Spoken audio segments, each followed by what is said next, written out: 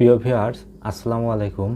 আমার অনেক কাস্টমার আমাকে জিজ্ঞেস করেন যে ওনারা একটা ভুল নম্বরে বিকাশ অ্যাকাউন্ট খুলে ফেলেছে, যে নাম্বার ওনারা ব্যবহারই করেন না। এখন কিভাবে সঠিক যে নাম্বার ওনারা ব্যবহার করে থাকেন সেই নাম্বারে বিকাশ অ্যাকাউন্ট খুলবেন।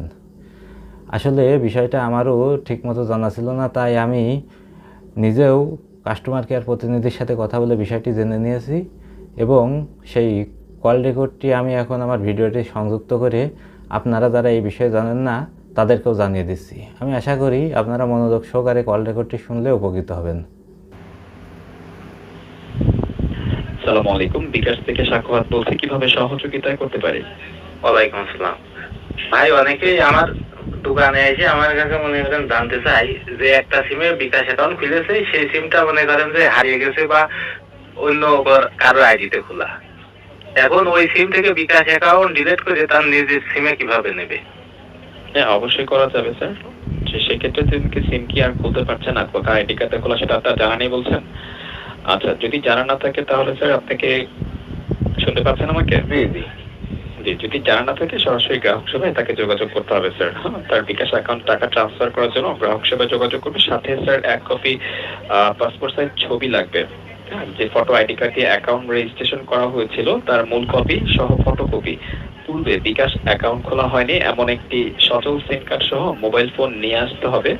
যদি প্রয়োজন হয় সেটিতে আপনাকে নতুন করে একটি বিকাশ অ্যাকাউন্ট খুলে দেওয়া হবে স্যার।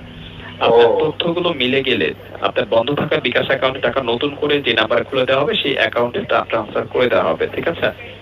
তো আপনি কোন জেলায় আছেন আমাকে বলুন, আমি গ্রাহক সেবার ঠিকানা সময়সূচি আপনাকে জানিয়ে দিচ্ছি। না, ওইটা আমি জানি। মনে করেন যে আমার এক সিমে একটা ভুল সিম খোলা গেছে, আমি ওই সিম এখন ব্যবহার করি না। এখন আমি একটা সফল সিমই বিকাশ খুলতে চাচ্ছি, সেক্ষেত্রে ওই গ্রাহক সেবাই আমার যাচ্ছে হবে, তাই তো?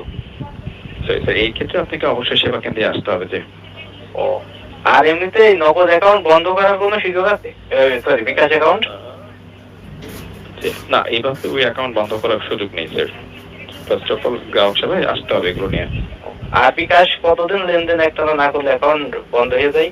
এরকম কোনো নিয়ম আছে? অ্যাকাউন্ট স্যার বন্ধ হয় না যদি কোনো কারণে সিম আপনার বন্ধ থাকে। হ্যাঁ, রেগুলেটরি গাইডলাইন অনুযায়ী 15 মাস যদি সিম বন্ধ থাকে তখন কিন্তু এটা সিম অপারেটর কোম্পানি থেকে সেটা রিসাইকেল করে দেওয়া হয় স্যার। তো সেক্ষেত্রে আপনার অ্যাকাউন্টটা বন্ধ হয়ে যেতে পারে। ঠিক আছে?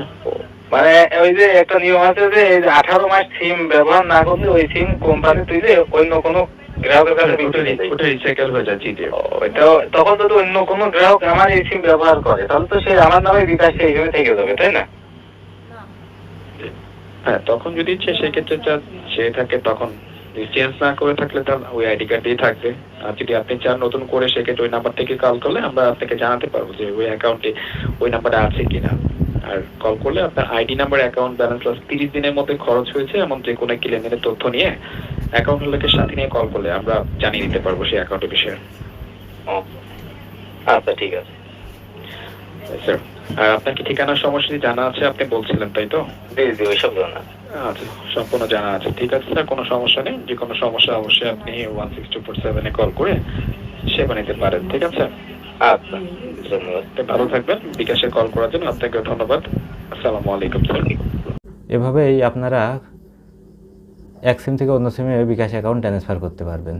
ভিডিওটি মনোযোগ সহকারে দেখার জন্য ধন্যবাদ।